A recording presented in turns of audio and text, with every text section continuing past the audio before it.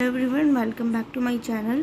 Class 10 का आज हम लोग क्वाड्रेटिक इक्वेशन पढ़ेंगे। एक्सरसाइज 5.1 से चालू करते हैं। ये सब पार्ट 1 है, 1 का सब पार्ट 1 है।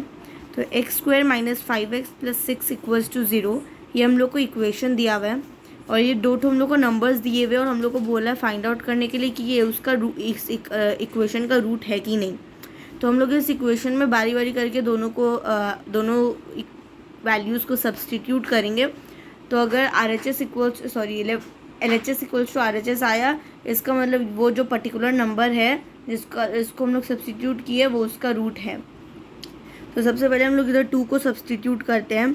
तो एक्स स्क्वायर यानी 2 स्क्वायर माइनस 5x यानी 5 इंटू 2 प्लस 6 इक्वल्स टू 0। तो 2 का स्क्वायर हो गया 4, 5 into 2 minus 10, minus 5 into 2 minus 10 plus 6 equals to 0।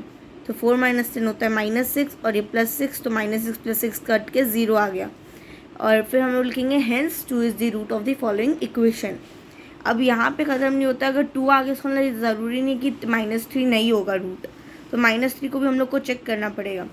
तो हम लोग बैठाएंगे इक्वेशन में। तो एक्स स्क्वायर यानी -3 स्क्वायर माइनस 5x यानी -5 इंटू -3, क्योंकि x का वैल्यू हम लोग -3 सब्सटीट्यूट कर रहे हैं, प्लस 6 इक्वल्स टू 0। तो -3 का होल स्क्वायर 9 प्लस -5 इंटू -3 हो जाएगा +15 प्लस 6 इक्वल्स टू 0। तो 9 प्लस 15 प्लस 6 आएगा 30, which is not equals to 0। तो फिर हम लोग को ये स्टेटमेंट लिखना पड़ेगा, hence -3 is not the root of the following equation. अब हम लोग एक्सरसाइज 5.1 के 1 सब पार्ट 2 में भरते हैं। तो इसका इक्वेशन हम लोग को दिया हुआ है और वही हम लोग को रूट्स वैल्यूज़ दिए हुए हैं और फाइंड आउट करने की रूट है कि नहीं। तो हम लोग का इक्वेशन है 3x square minus 13x minus 10 equals to 0। तो हम लोग पहले 5 को सब्सटीट्यूट करते हैं। तो x की जगह अगर हम लोग 5 रखेंगे तो 3 इंटू 5 का square minus 13 into 5 minus 10 equals to 0। तो 3 into 25 minus 13 into 5 65 minus 10 equals to 0। 3 into 25 75, 75 minus 65 minus 10 equals to 0, which 75 minus 65 10, 10 minus 10 equals to 0। तो hence 5 is the root of the following equation. जो quadratic equation होता है उसका एक general form होता है। तो जनरल फॉर्म होगा ax square plus bx plus c equals to 0। ये क्वाड्रेटिक इक्वेशन का जनरल फॉर्म होता है। तो आप नोटिस करेंगे कि जो सारा क्वाड्रेटिक इक्वेशन है इसी फॉर्म में रहेगा। देखिए ये वाला भी तो एक ही तरह मतलब इसी फॉर्म में रहेगा सारा का सारा क्वाड्रेटिक इक्वेशन जो भी है। तो ऐसे ही हम लोग को सॉल्व करना पड़ेगा। इससे अलग अलग टाइप के क्वेश्चंस भी और आएंगे।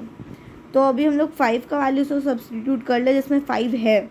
हम लोग -2/3 सब्सटीट्यूट करते हैं, देखते हैं -2/3 इस इक्वेशन का रूट है कि नहीं।